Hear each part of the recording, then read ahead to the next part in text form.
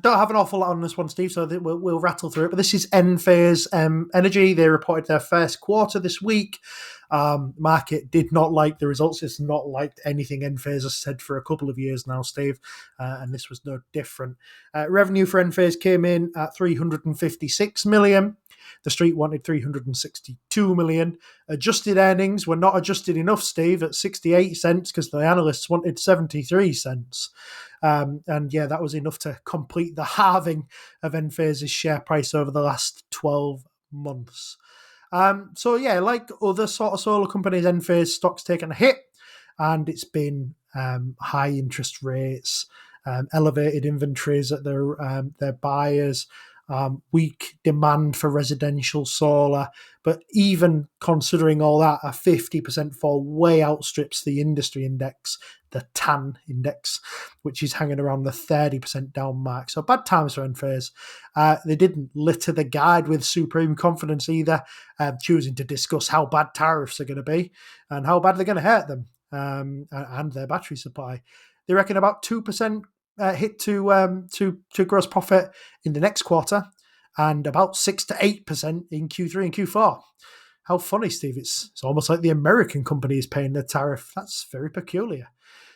Tariffs seem to be high enough to make US manufacturing of panels, viable, but nobody actually knows if the consumer is prepared to bear that cost. And interest rates are still high, and paybacks are taking much longer than usual because of the changes in regulation. We really have to. We'll see this one. So yeah, Enphase said that it expects the net IRA, which is the Inflation Reduction Act, which are essentially the credits it receives for people buying and selling the product.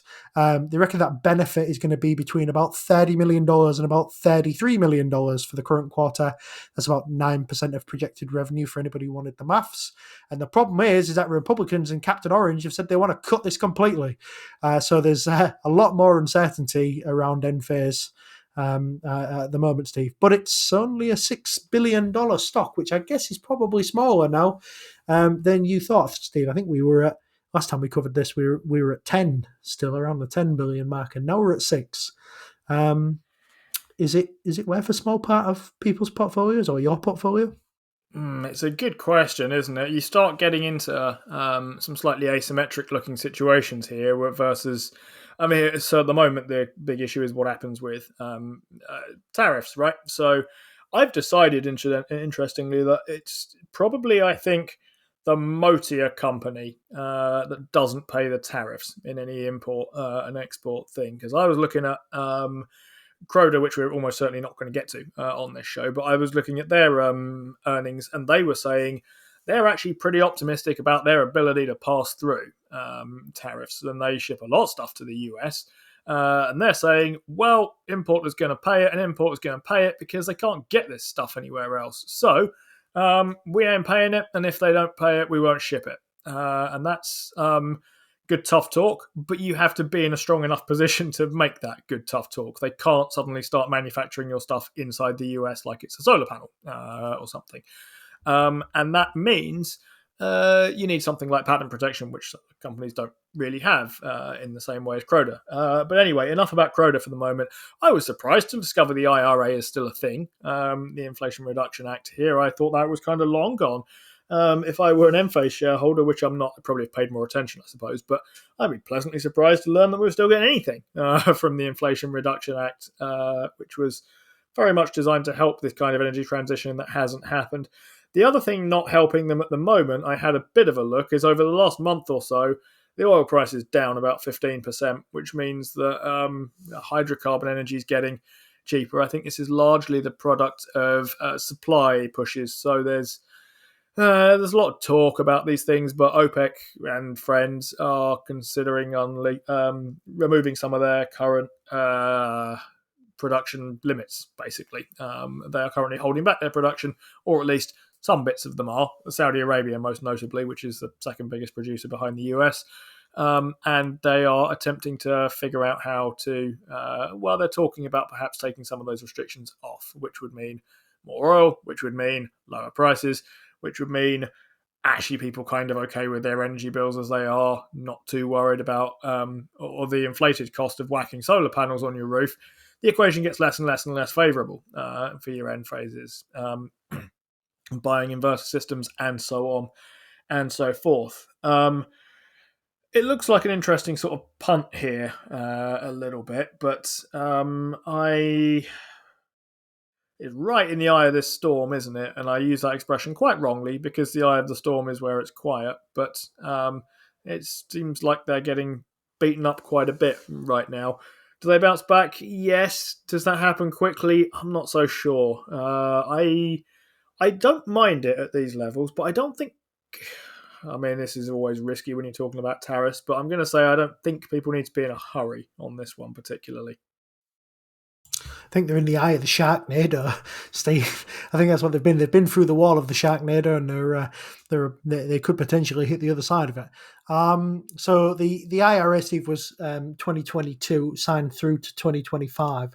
So it is at the point now where elements of it will probably be discussed being extended or cut entirely. And as we know, Trump doesn't really. He's not a huge fan of green energy, so and it was a particularly large part of the Inflation Reduction Act. So it could be that that's one of the areas that does get cut. So yeah, I think the perfect scenario for Enphase moving forward is that the Inflation Reduction Act gets extended potentially for them. Interest rates start coming down. The US avoids a recession, and the US and China agree some kind of trade deal, which softens the tariffs between the two.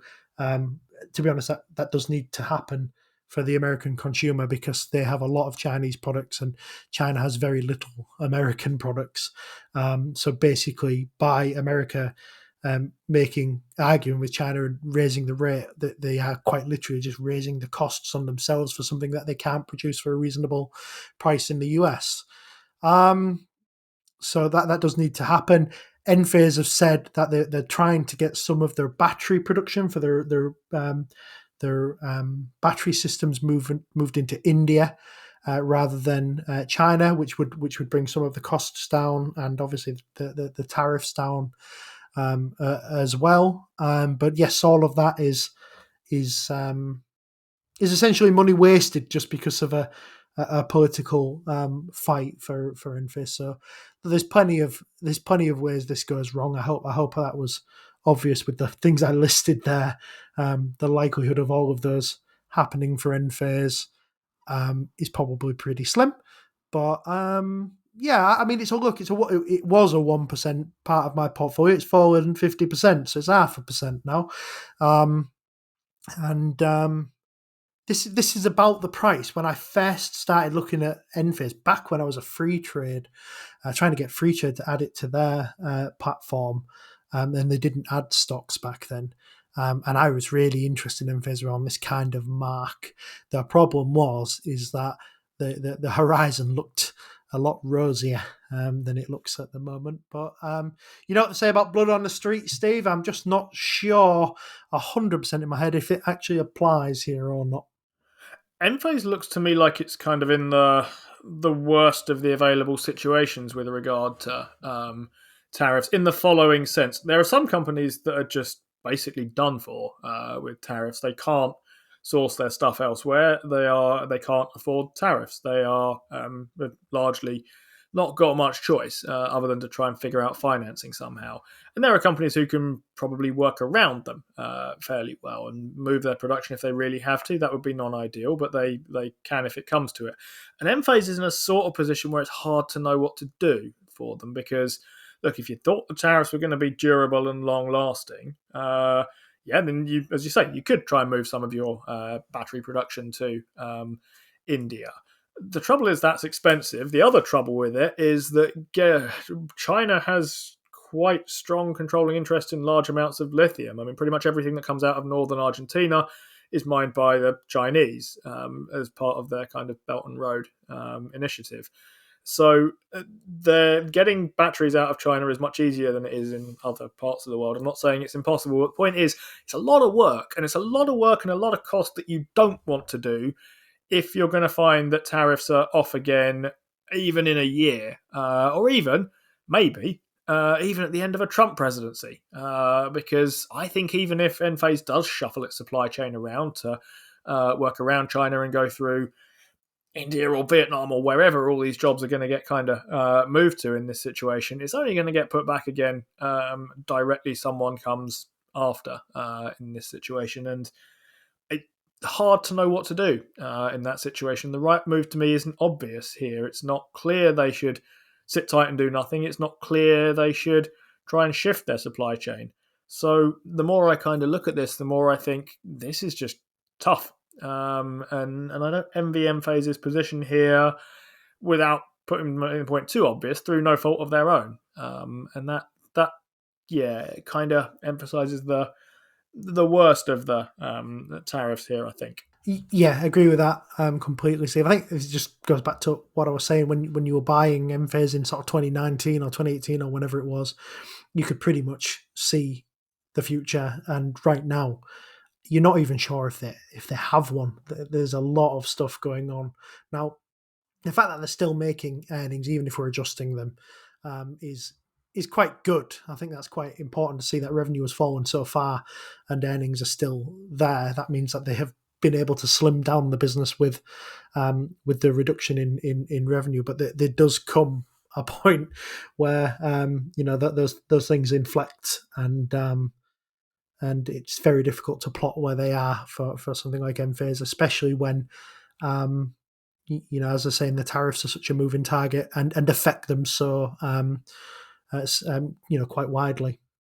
You've been watching a segment from the Playing FTSE show, brought to you in association with our favourite broker, Trading 212. For the full version of the show, check us out on Spotify, Apple, or wherever you get your podcasts. And if you open a new account with Trading 212 using the link in the description, there's a free fractional share in it for you. Just make sure that you use the code FTSE when you sign up. Terms and conditions apply, and do remember that when investing, your capital is at risk.